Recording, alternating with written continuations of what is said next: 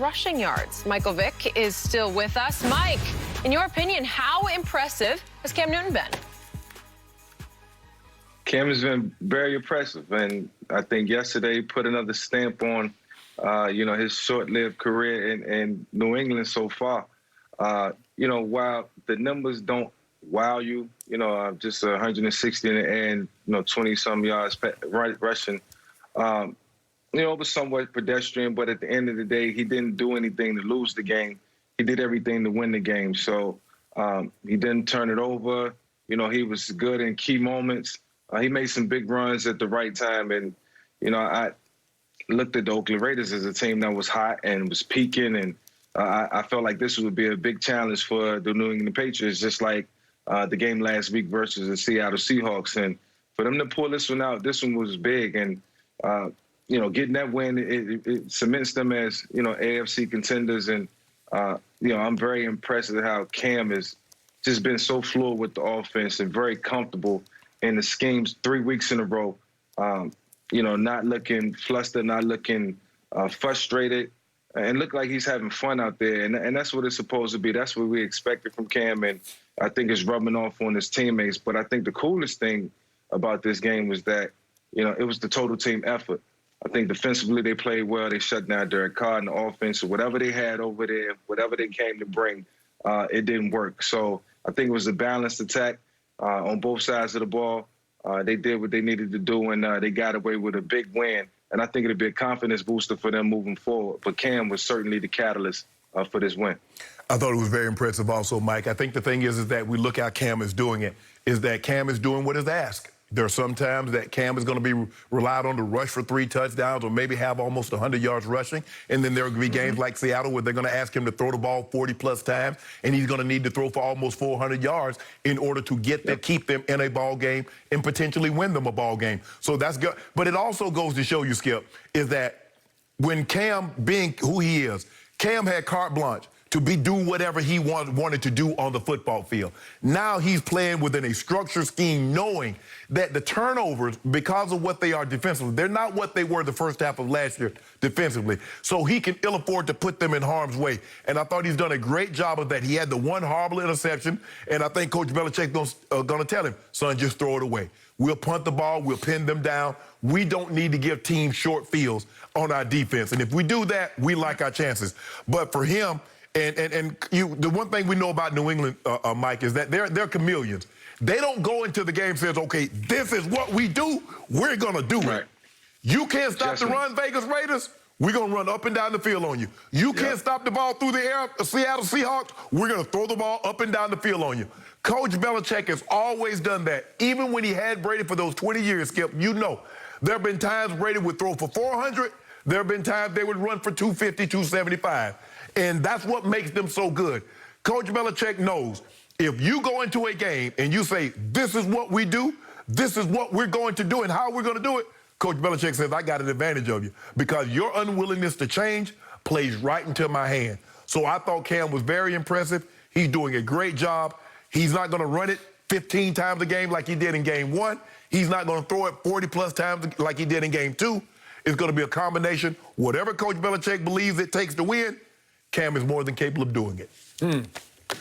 So, just me, I thought Cam was far more entertaining after the game than he was during the game because the truth was they didn't need him to do anything yesterday. He was kind of a non-factor. Yet, what did the great Shannon Sharp tell me in our last segment and tell me all day? It's about expectations. Yep. Well, Cam's bar got set running the football in week 1 way up there and then throwing the football way up there in Seattle, threw for almost 400 yards. Well, yesterday was kind of quiet because they didn't need him. And to your point, Belichick doesn't care. Check your ego at the door because he doesn't care about stats. Yeah. So, Michael, he don't care about anything. You saw that sweatshirt he came on camera with last week, Skip? When his hair and his, he's old. He's Coach Subway, though, right? Coach Belichick, Skip, he must be thought he was on a conference call. He doesn't realize on Zoom now they can actually see you. Conference call, you normally call in and talk to reporters. Maybe they can't see you. But he'll cut the sleeves off your suit coat, right? He would. That's what he did in the advertisement. So, Michael Vick, So I'm watching Cam yesterday, and he runs 9 times for a grand total of 27 yards, which is 3 yards a carry. Not exactly Vick in Atlanta kind of numbers. But the Cam I was seeing yesterday, there were a couple of times I thought he had a little bit of a crease, and he just took he went low. You know, he just slid. Because I think Coach Belichick is telling him, you just can't last doing that. No. So Right. I don't think he wants him to do what he did in week 1. It was highly impressive. He just bulldozed the Dolphins and pretty much bulldozed the Seahawks until the last play of the game.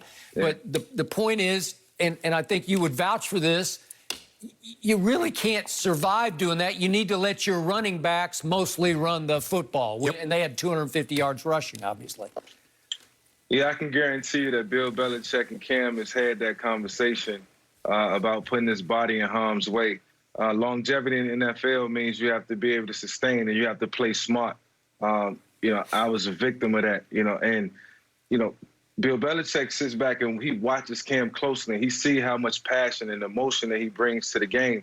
And, you know, at some point you got to harness that. But with that passion and emotion, it can cause you to be reckless. So I think this is a time when Coach Belichick has stepped in and probably said, look, Cam, you just put a host on it, just calm it down a little bit, run when you need to, slide, protect yourself, and get down. And Cam, he understands firsthand that, you know, because of the last 2 years of what he went through, is because of the injuries that he sustained. And that was in part to putting his body in harm's way over the course of his, you know, 8-9 year career up until that point.